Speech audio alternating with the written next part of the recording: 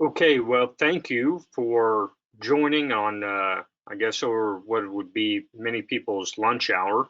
For those that I've not met, I'm Matt Spangler, faculty member at the University of Nebraska in Lincoln, and I focus on beef cattle genetics.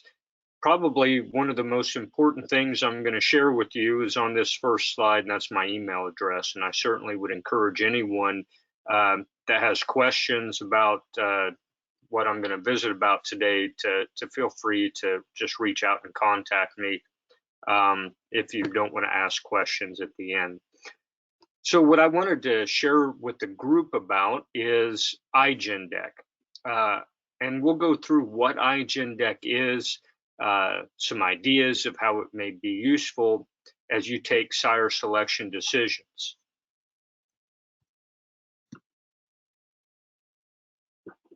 So before we get started with the details of the software iGENDEC, I just want to take a step back and remind us of what economic selection indexes are. And I really like this quote from Rick Borden in the late 1990s. And of course, Borden was a faculty member at Colorado State University in their breeding and genetics group. And he says, there is no easily accessible, objective way for breeders, particularly breeders in the beef and sheep industries where ownership is diverse and production environments vary a great deal, to use these predictions intelligently.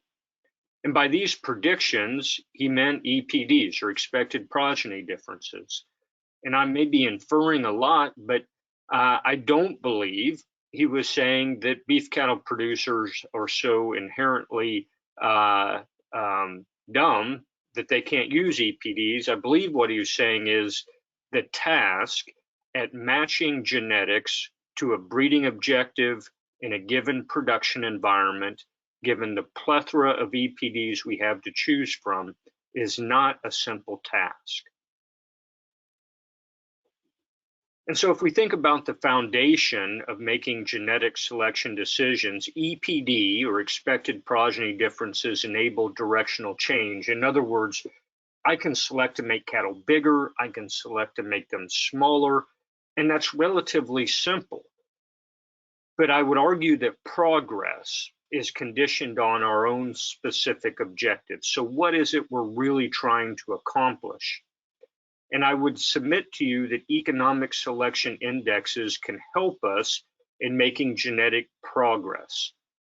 These tools should be designed to select for increased commercial level profit. And I think that's a very important point to understand. I'll go through an example later, but for now, just recognize that the difference in index values between two bulls provides us the expected difference in net profit per exposure, perhaps per calf marketed, between those two bulls, given the particular assumptions of the index. So very useful tools at selecting for multiple traits simultaneously, where those traits are weighted by their economic importance. So if you weren't sure what I really meant by economic indexes, this is a listing, not exhaustive, of economic indexes that are offered in the US beef industry currently.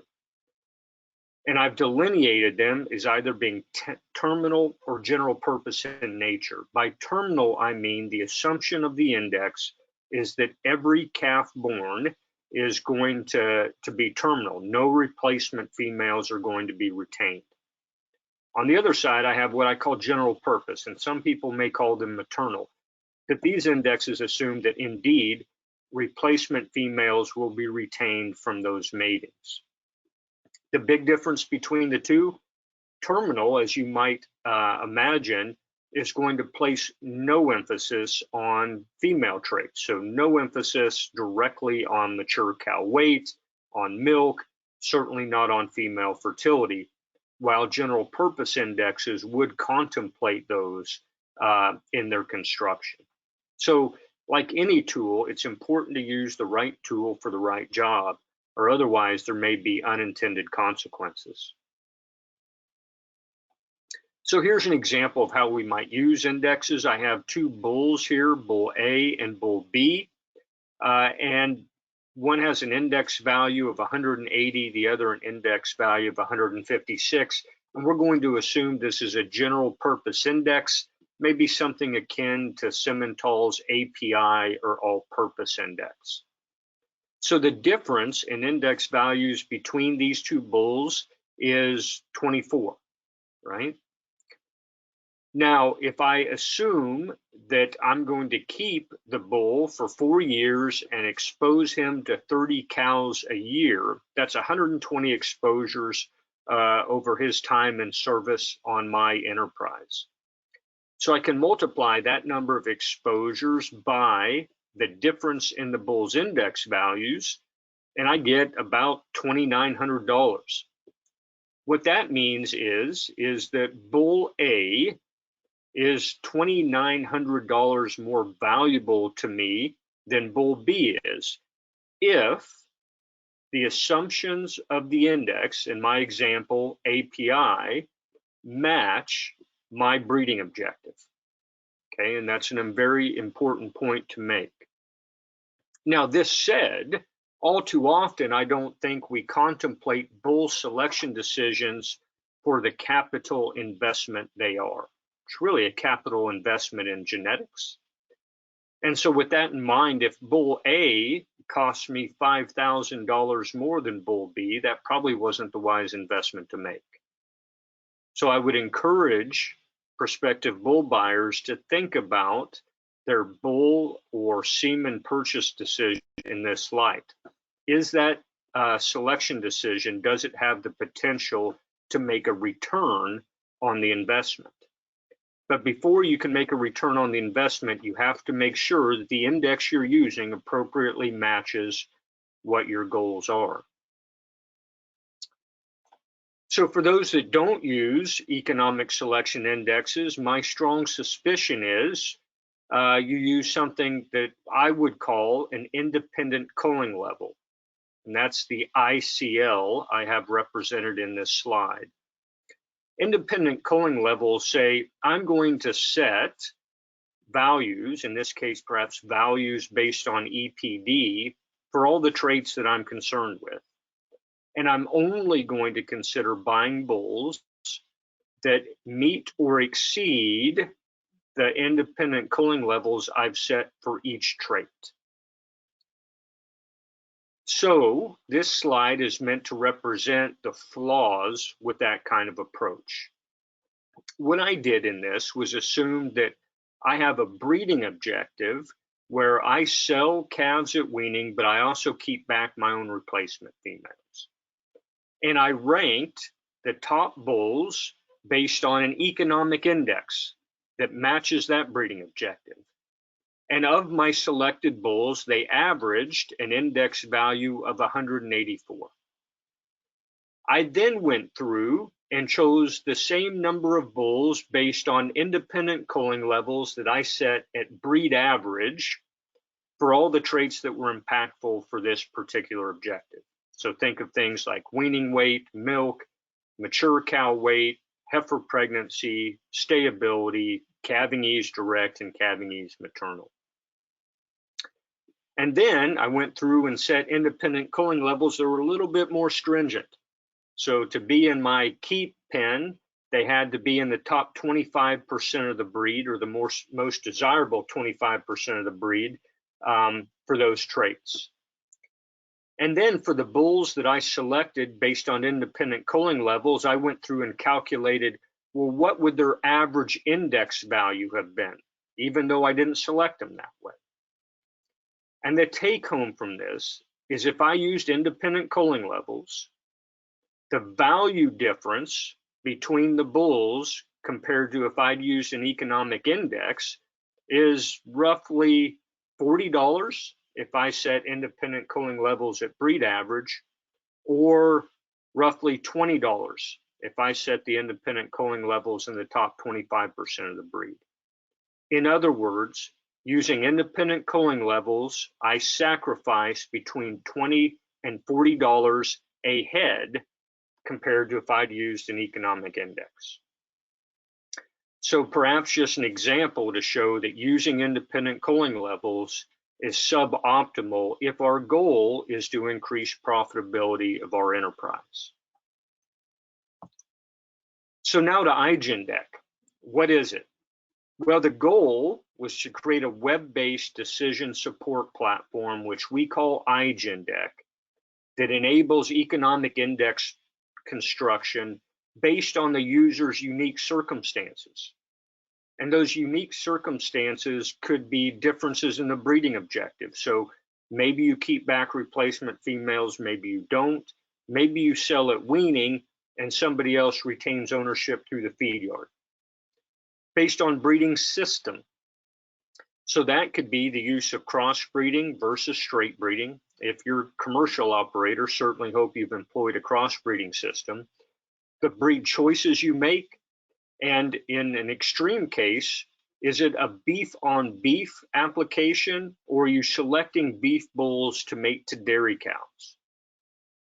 Length of the planning horizon, which I'll provide examples of, but that's really the length of time that somebody wants to contemplate the economic impact, the costs and returns of a genetic selection decision. The economic parameters, so what does it cost to maintain a cow for a year? What is the choice select spread or the pricing scheme that my cattle might sell against? And then, of course, current herd performance. So how is your herd performing now in terms of various weights, carcass attributes, or reproductive performance? So all of these things can vary from commercial operation to commercial operation. And as I'll illustrate to you, they can make changes in your indexes.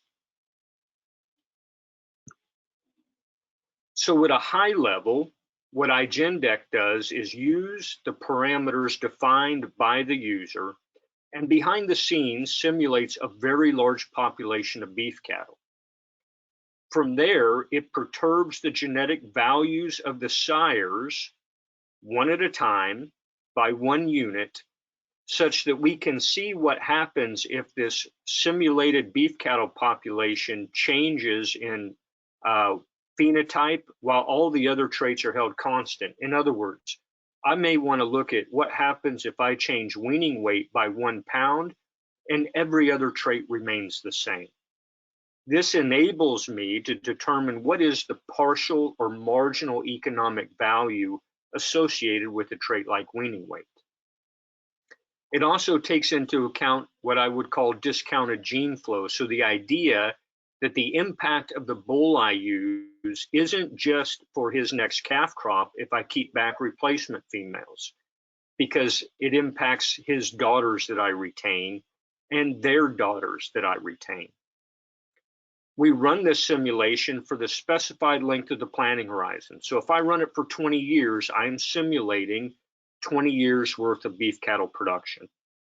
And then we do accounting based on all the different traits or phenotypes that we simulated, and that's how we come up with the index weights. So this is what it looks like. Okay, this is the interface of iGENDEC, and this software was actually developed through a USDA funded grant with colleagues at the US Meat Animal Research Center, Bob Weber at Kansas State, and Bruce Golden. It is now offered by the Beef Improvement Federation, or BIF, and you see on this slide the BIF iGENDEC implementation. If you look at the top, you'll also see beef on dairy. So there are two different production systems that are mimicked in iGENDEC for completely different use cases. And I'm going to take you through what some of the interface pages look like so you can get a better sense of how users might actually interact with this. So on this page, the user can determine what is the sale endpoint of my calves. Is it at weaning, after some specified period of backgrounding, or maybe I retain ownership through the feed yard, in which case maybe I sell them live or maybe I sell them in the beef. All those are different sale endpoint options. And then the index type tells the system, are you keeping back replacement females, yes or no? The answers to those high-level questions begin to tell us what traits are economically relevant or what traits are ERTs, because at a high level, that begins to form the breeding objective. What are the traits that we're really trying to improve if we think about improving net profit? A neat thing about iGENDEC is after the user runs a job, those jobs are saved. So I can go back and make edits without having to start from scratch. Based on what somebody input on the last slide, the system check marks the traits that it recognizes as being or as matching your breeding objective. So this is the list of traits with blue check marks or blue boxes with white check marks that the system says should be in your index. Now the user can interact here and change it and say, no, maybe that EPD is not available to me, so I want to remove it from my index. And certainly that's possible. Up here, the user can set the planning horizon. So if I'm completely terminal in nature, the planning horizon will default to 2 years because I don't need to really contemplate anything longer than that because I'm not keeping back replacement females. If, however, I'm keeping back replacement females, then I probably want a longer planning horizon because I want enough time to really see the impact of things like sustained cow fertility or stayability or mature cow weight to manifest. This is related to the idea of what we would call in selection index theory, discounted expressions. So how many expressions of a trait am I likely to see over a particular amount of time? So the longer the planning horizon, the more economically impactful things that are expressed later in life will be. This slide further illustrates two fundamental differences. That is the difference in the endpoint chosen and the difference in the planning horizon. So in this slide, you'll see the C's. Those represent an index where I retain ownership through the feed yard and sell in the beef. And the W's, which assume that I sell weaned calves. In both these cases, I assume that replacement females would be retained. Now, hopefully, what you'll see is a circle in kind of the upper left-hand slide of what we would call this heat map. What that shows is the relationships among indexes if I sell in the beef versus if I sell weaned calves. And you'll note that it's kind of yellow to orange in color, which means the correlation among those indexes is not particularly high. I have over here on the left that the average rank correlation, so the correlation amongst the ranks of bulls, is about 0.7. Now, our statistics teachers would tell us a correlation of 0.7 is a high correlation, and certainly that's not wrong, but it is low enough where there would be substantial re-ranking or reshuffling of bulls. The ones I might pick that would excel if I retained ownership through the feed yard would not be the same ones I would pick if I sold at weaning. So the endpoint matters. The other thing that I want to point out is that the length of planning horizon matters too. I have these rectangles here showing the relationship in the upper right of a carcass-based index between short-term planning horizons and long-term planning horizons. Again, that relationship is more moderate than it is strong. And then in the bottom left, you see the same thing for the weaning endpoint, the relationship between short-term and longer-term planning horizons. So the length of planning horizon matters because a very short planning horizon is going to emphasize the traits I see faster, things like weight, where longer-term planning horizons are going to place more emphasis on things that are manifested later in life, particularly those things we see in the reproducing cow herd. This just further illustrates the impact of something like planning horizon on the index, again, an option in iGENDEC. The traits are mature cow weight, stayability, and hot carcass weight.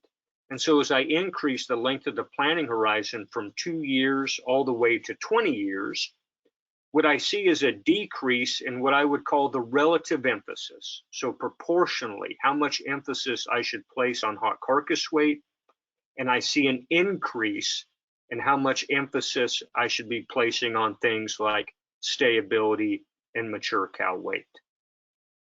So it's really determining how far into the future do I want to contemplate the changes in net profit through the sire selection decision. All right, back to the web interface. Here, the system begins asking the user about their cow herd. So what is the conception rate within the specified length of the breeding season? And what's the calving loss rate due to dystocia? Here I have an 80% conception rate in a 60-day breeding season, and I'm saying I lose 1% of my calves due to dystocia. Again, this begins to tell the system how important something like calving ease or things like fertility, be it heifer pregnancy or sustained cow fertility, are to you. So this illustrates a couple of pie charts which show again the relative emphasis of different traits in the index. And what I really want to highlight is the impact of changing from 0% death loss due to dystocia, represented on the upper left, to 2% death loss due to dystocia, represented on the lower right. When I'm losing 0 calves due to dystocia, the relative emphasis of a trait like calving ease direct in my index is 0.00 something. It says it's not very important because there is no problem with dystocia currently. If I lose roughly 2% of my calves due to dystocia, all of a sudden, relatively speaking, the importance of calving ease goes up dramatically to about 10% of my breeding goal. So it can be very dependent on where a producer's herd sits currently in terms of performance, and performance in this case can mean things like how important calving is to you, how much is to you, how much dystocia exists currently. If a producer decides to put more emphasis on calving ease than is economically optimal, that's okay as long as the user understands that there's the potential they are leaving profit on the table in a trade-off with risk. In other words, I'm willing to sacrifice profit for risk aversion. And in my mind, if the user, the commercial producer, wrestles with that decision, I think that's okay. This allows the user to determine what is the cow age distribution. So the maximum cow age, in my case here, I put 10 years, and what proportion of each age of cow is my herd comprised of. In this particular graph view, the user can just click and drag to change the proportions, or they could click on the values tab and enter them in a tabular manner. But you can imagine if I have a large fraction of cows falling out at early ages, then all of a sudden a trait like sustained cow fertility or stayability would be much more important to me than if I have cows persisting through much later parities. I mentioned differences in breed. So I have here a drop-down menu that shows all of the beef breeds that are in iGENDEC. And I actually, looking through this, notice it's not complete because there are others. I think of Wagyu that's in here too. So this is a bit of a dated screenshot. Certainly for the beef on dairy implementation, we have breeds like Holstein and Jersey is included as well. And here the user can tell us what's the possible breed compositions in the bulls they're contemplating purchasing, in the cow herd, and in their current calf crop. And you can form your own composites as well. In this example, I've formed some black baldies, which are half Hereford, half Angus. The breed of bulls being considered have to be from the list that was defined in the previous page. So in my example here, I decided to use Hereford bulls and the composition of cows are those black baldy cows that I defined on the previous page as well. And then lastly, for breeds, the breed composition of the current calves. So when I enter that I'm losing 1% of my calves due to dystocia, the system assumes, well, it's those Hereford by Angus cows you told us about and those Hereford by Angus calves you told about. That's what's representing the current picture of your herd's performance. The reason why the different breed compositions and crosses are important is because behind the scenes, we take into account known breed differences and known values due to heterosis. And then, of course, the user can tell us how they price their calves. So this would be if I sell calves at weaning, what are the values for steers, heifers, and then, of course, cull cows. And I can change the weight ranges if I want, right? And what is the value per hundredweight based on different sex and weight classes of the calves. If I were to sell calves or cattle in the beef, same thing. What's the value of steers and heifers? Value of cull cows? The choice or the quality and yield grade premiums and discounts. This is truncated. It goes below choice. The proportion in the program, imagine that I have the opportunity to sell calves based on a CAB grid. And based on my mating scheme, I know that roughly 50% of the calves will qualify visually for CAB. That's the proportion in the program here. I can change, just as I could if I were selling calves at weaning, I can change what the various weight classes are, right? So if I don't want a heavyweight discount or I wanted at a larger value, say 1,100 pounds, I can certainly change that.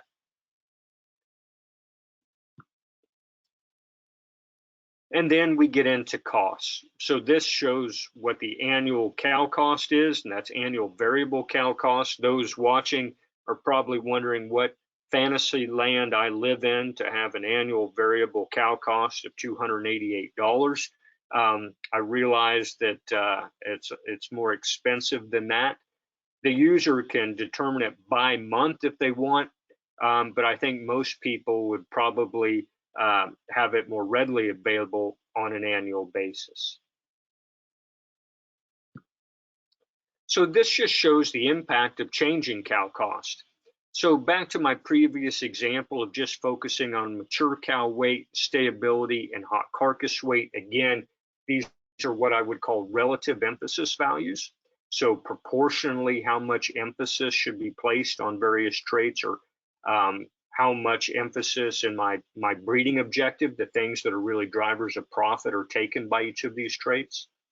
And if I increase variable cow costs from $250 to $500 and then to $750, I can look at a pretty dramatic increase in the relative emphasis for a trait like mature cow weight. And of course, the signal or the economic weight associated with mature cow weight is negative, right? But as I increase it, and I assume that the sale price of calves stays the same, over 20% of my breeding objective should be focused on decreasing mature cow weight. So I think a tool like this allows somebody to really hone in on not only what traits are important to them, but proportionally how important, and then more specifically, well, how might I determine how traits should be weighted in an index that best leads to improving my own profitability. Maybe just back a moment here. If we think about costs, as would be represented on this slide for cow costs, and we think about what I would just loosely call returns. So on this slide, focusing on what are the sources of revenue, or what's the price for sale calves. A question would be, well, where do I get those values? So it's not, at least I would argue and suggest, that it should not be what I most recently sold calves for. Because if you think about buying a bull, his calves are not going to be sold for some period of time out into the future, right? His calves aren't going to be sold the same day that you buy him. And if you keep that bull for multiple years, his calves could experience multiple parts, potentially, of a cattle cycle. And so I think a relatively robust choice to these economic parameters is some average over a time in the past. So maybe a 5 to even 10-year average of what choice select spreads were, or what the value of fed cattle were on a carcass basis. Things like that then provide a bit of robustness as you think about going into the future. So I would say the phenotypic means, how your cow herd performs today, should be just that. How are your cows and calves performing today? Because that's the point you're starting from. But as we think about the economic parameters, probably a historical average would be the best. All right, to wrap up the phenotypic means, there's a series of traits here, things related to carcass, so hot carcass weight, ribeye area, fat, marbling score, earlier in life growth traits like birth weight, weaning weight, and yearling weight. And then we have feed intake and mature cow weight. Again, that's, as best we know it, what the picture is of our cows and calves today. If I'm retaining ownership through the feed yard, I'm going to have to enter what the cost is, and this is in price per pound on a dry matter basis, the number of days I have them on feed, and the number of days they're backgrounded. I think what's really important is to make sure all these things line up. So if I have weaned calves going into the feedlot, and I assume that they have a weaning weight of 550 pounds, a hot carcass weight of roughly 800 pounds, and I say they're on feed for 300 days, that doesn't make sense. Because what the system's trying to do is get a growth curve for these animals based on the weights that are entered. And it's saying, well, they ought to reach that target weight way quicker than 300 pounds. So it's going to likely suggest then the only way you make more money is if you make sure they don't eat very much at all when you have them on feed for so long, right? So it's important to make sure that the values entered are biologically reasonable and certainly ideally match what is really happening.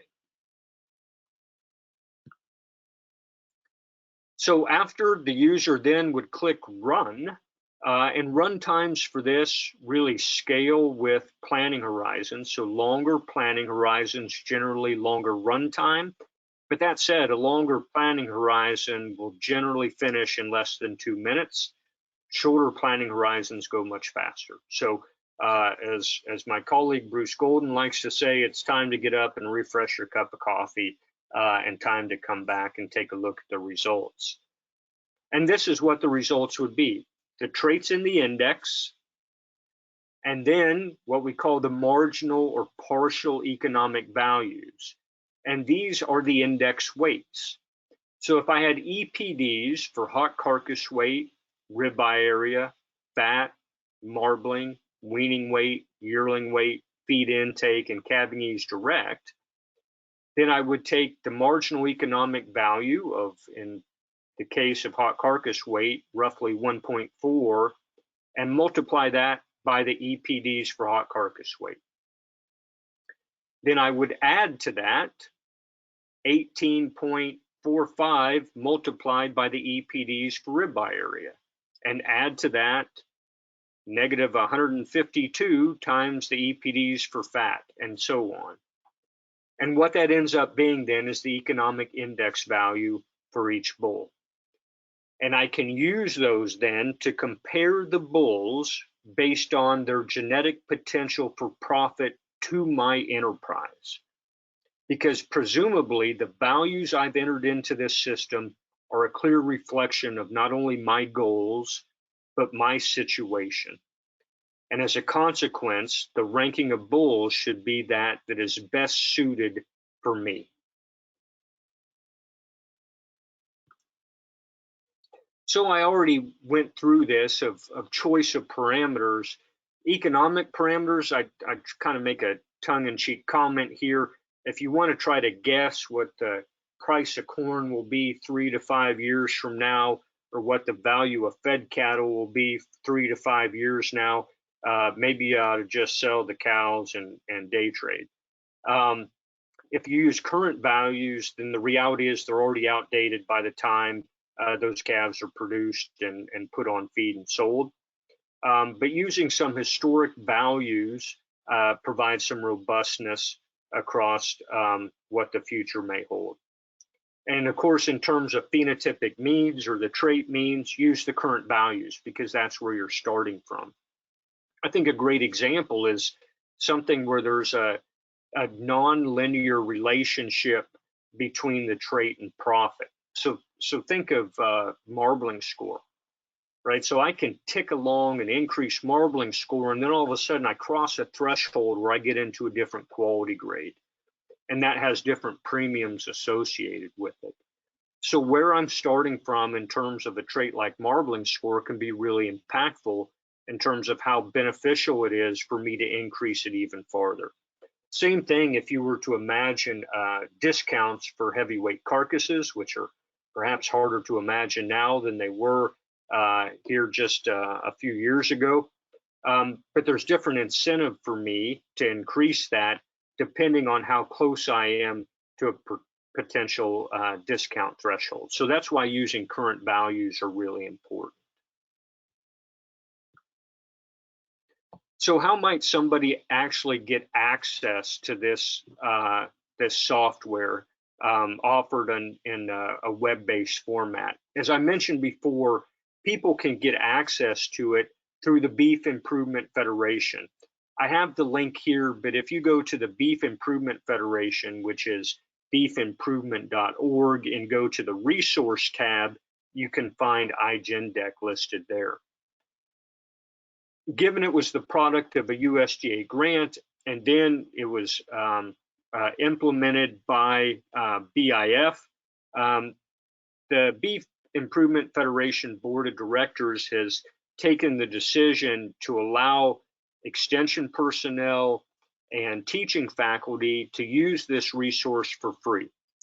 And that's free, assuming that it is truly used in extension programming and used in academic teaching.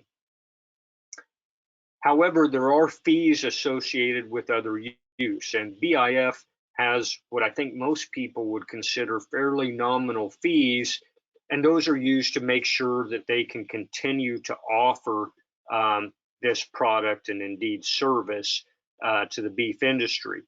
So if producers or organizations are wanting to use iGENDEC to really build indexes to rank bulls outside of extension or teaching purposes, then one of the paid versions is the route that they should go.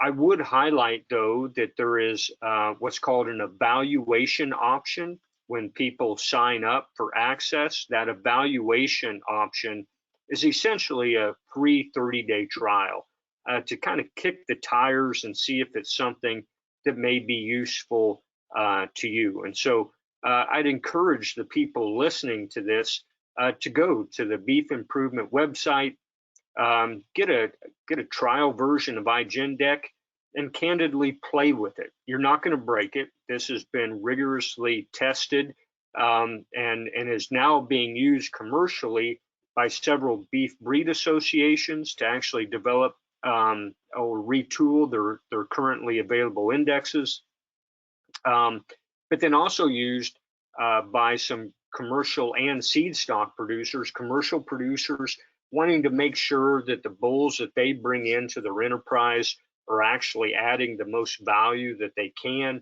And in some cases, seed stock producers wanting to be able to work with their commercial bull buyers to make sure they're doing the best job they can of pairing commercial bull buyers with the right bulls in their sale offering. So really another layer, if you will, of customer support. For anyone out there that may want to use this for teaching in the classroom, encourage you to reach out to me first so we can talk about exactly what that may look like, how many users, how long, that kind of thing. But certainly it's been used in several graduate and undergraduate classes across several different universities to date. And I know there are a lot of extension personnel out there across the country using this to help guide producers in some general sense as to what traits may be impactful to improving profitability, depending on what their breeding objective is. I want to mention a primary group of people that helped in the development of iGENDEC. Bruce Golden, instrumental in this and still remains heavily involved. Larry Keene, Warren Snelling, Mark Tallman, all from the U.S. Meat Animal Research Center. Bob Weber at Kansas State. Scott Newman was formerly at ABS, but has been very helpful as well as we've thought about the development of this tool. I mentioned that it was initially constructed using a competitive USDA NEFA award. And there's a lot of people that I don't have recognized on this slide because we had, during the grant phase of this, an industry advisory board made up of seed stock producers, commercial cow-calf producers, allied industry as well, so that they could not only give us input in the development, but serve as alpha and beta testers of the software as we went through and worked out the kinks before we made it broadly available. So with that, I intentionally wrapped up early because I'd certainly be keen to get any questions about economic selection indexes and the use of iGENDEC in particular. Awesome. Thank you so much, Dr. Spangler. We have a couple questions in the question box, so I encourage attendees to continue putting those in, and we'll get to as many of those as we can. Dr. Spangler, a question that we have from folks is, what new features or updates can we expect for iGENDEC? What's coming down the pipeline? Yeah, no, I appreciate that question. So, well, relative is a relative term, but relatively recently, if we go back to the first of the calendar year, that's when we rolled out the beef on dairy option, which has a similar look to beef on beef, but obviously a vastly different production system underneath it. So that's the biggest change we've made. In terms of future changes, on an annual basis, I go in and I update breed differences kind of behind the scenes in iGENDEC. So we rely on breed differences reported by the U.S. Meat Animal Research Center. They do that on an annual basis. And so for the traits they report, I make sure that iGENDEC reflects those current values. And so that's something that'll happen on an annual basis. Outside of that, I don't think we have any substantial changes in mind, but we're certainly always open to any thoughts in that regard from users. Mm-hmm. Excellent. And can you speak to how iGENDEC can integrate with existing systems and workflows for producers and groups? How can they kind of bridge what they're currently using and iGENDEC? Yeah, so I may miss the heart of this question, but I'll try. So really, iGENDEC can act somewhat independent from other workflows by producers. So the forming the index and determining the index weights does not really rely on any other information that would be captured, I think, necessarily by a breed association. Where external data is very much needed is when it comes time to actually apply the index. So You need EPDs for a list of candidate bulls, be it bulls that you want to purchase or semen you want to purchase.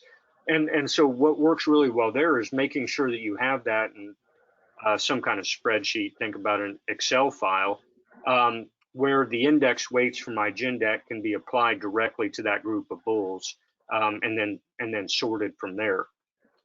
So I think relatively simple to use. A bigger question might be how an organization, I think of a breed association, actually makes this available to their membership more broadly. And that's actually possible too, if a breed association wants to say, I'm going to allow my database to be available to a subset of users. We've not had anyone really want to do that, but that's certainly something that's possible, and we could talk through. Mm-hmm, absolutely. And then one last question that we have here. What are some of the most common questions that you get, or possibly concerns from users? And then how do you address those? Yeah, so I think one of the common, I don't want to call it mistakes, but certainly hiccups people have, and I alluded to it or tried to in the talk, was entering parameters that just don't match each other. So entering maybe weights which assume either astronomical rates of gain or essentially no rates of gain, right? So things that just don't make sense. And the reality is the system doesn't know that. You just told it that that's true, and so it's going to go through and simulate this beef cattle population the way you told it to, which means that it's going to spit out results, index weights, based on the beef cattle herd you said exists. And so a lot of questions that I might get are how to interpret results when the input just didn't make sense to begin with. So I think that's a beauty of iGENDEC, is it's web-based. The input is pretty easy to get into the system, right? It's click and drag or drop down menus. So it makes it really easy to do. But because it's so easy to do, it makes it a case where it can be easy to mess up as well. And so really having a firm grasp on what are my production parameters, I think is important to go into this. The other thing I would mention is something like planning horizon. The default value is 10, but I would encourage users to play with that and look at what the impact is if you shorten it or if you lengthen it. And in the work we've done, we've seen that really values begin to stabilize for traits expressed later in life somewhere around 20 to 30 years. And so that's when we begin to see kind of this increase in relative importance of things like sustained cow fertility or stayability, and those then begin to stabilize. But that's another thing that the user's got to really ask themselves is what is the length of planning horizon that best fits what I'm trying to accomplish. I'm sure there's been other things along the way, but those are some of the things that I think of. Mm-hmm. That's super helpful, and all the information that you shared today, Dr. Spangler, is super helpful. And for attendees, Matt shared his email there at the beginning of the webinar. I encourage folks to reach out to him with any additional questions. As we wrap up here, I want to remind everyone that this is recorded and it will be available on our YouTube channel. So you can find that at ncba.org underneath the producer tab. And then for additional information, you can head to the Beef Improvement Federation website as well. But thank you so much, Dr. Spangler, for your time today for this great webinar. And if anyone has any questions, they'll be sure to get a hold of you. Sounds great. Thank you.